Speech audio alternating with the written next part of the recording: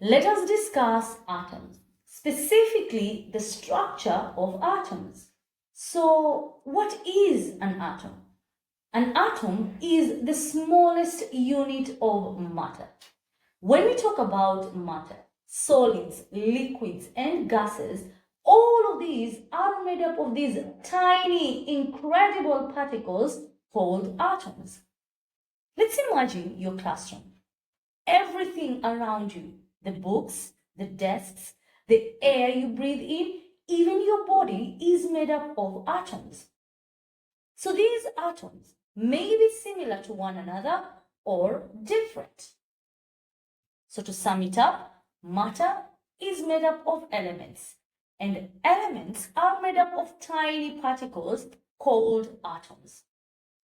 Fun fact, did you know that as of now, scientists have discovered 118 elements? These are considered to be the building blocks of all matter. Example of elements are hydrogen. This is a gas, and this is the most abundant element in the universe. We also have other elements such as oxygen, carbon, nitrogen, aluminium, and so many more. These elements are arranged in a periodic table as such. Now, when these elements combine with one another, they end up forming the different types of matter. These are called compounds. So for example, when hydrogen, which is an element, combines with oxygen, it leads to the formation of a compound known as water. Okay? Now, when sodium metal combines with chlorine gas, these are two elements. They combine with one another, leading to the formation of salt, sodium chloride. And yes, this is the table salt that we love flavoring our food with. Our last example, when carbon, hydrogen, and oxygen combine with each other in a specific ratio, they lead to the formation of a sweet compound which we love so much. And that is, of course, sugar.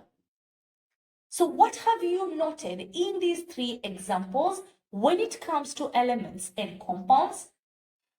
An element is considered to be a pure substance. So all elements only consist of one type of atom. So for example, when we talk about hydrogen, it only consists of hydrogen atoms. How about carbon? Carbon only consists of carbon atoms. Oxygen is only made up of oxygen atoms. However, when we talk about compounds, compounds tend to contain two or more different atoms. So for example, in water, we have hydrogen and oxygen atoms combined together in a specific ratio. So the elements are like the letters of the alphabet, A, B, C, D, and so on. When you combine these letters, you end up having different words. So similar to this are the elements.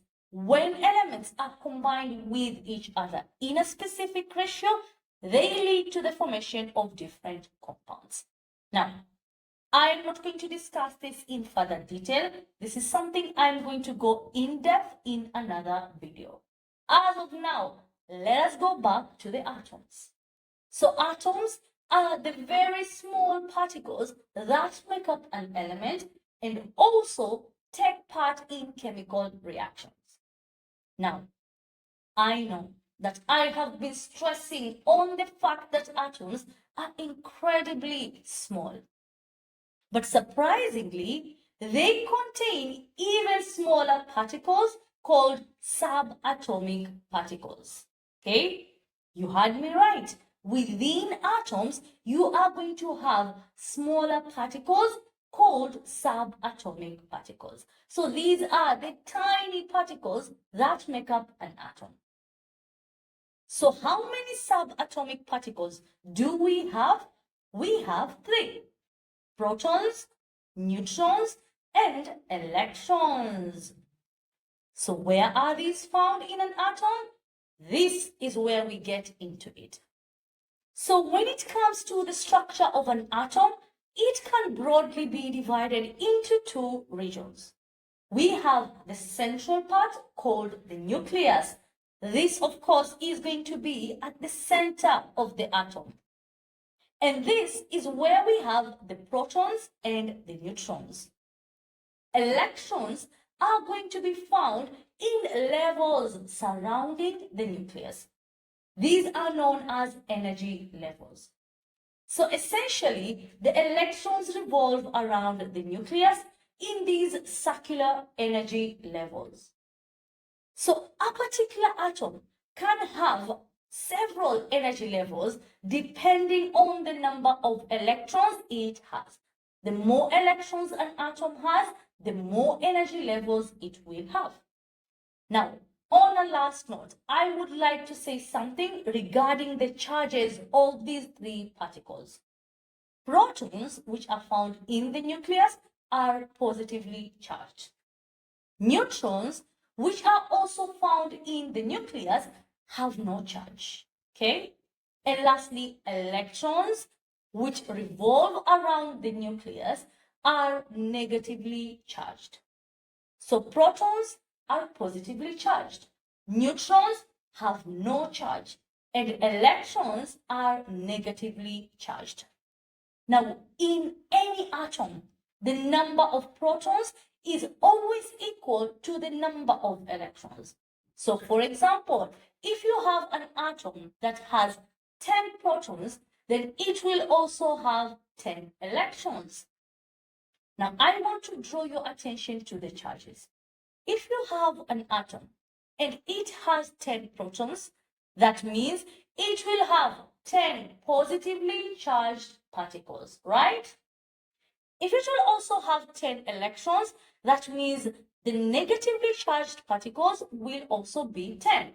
So you have a positive charge of 10 and a negative charge of 10. These are going to cancel each other, and overall, the charge of the atom will be neutral.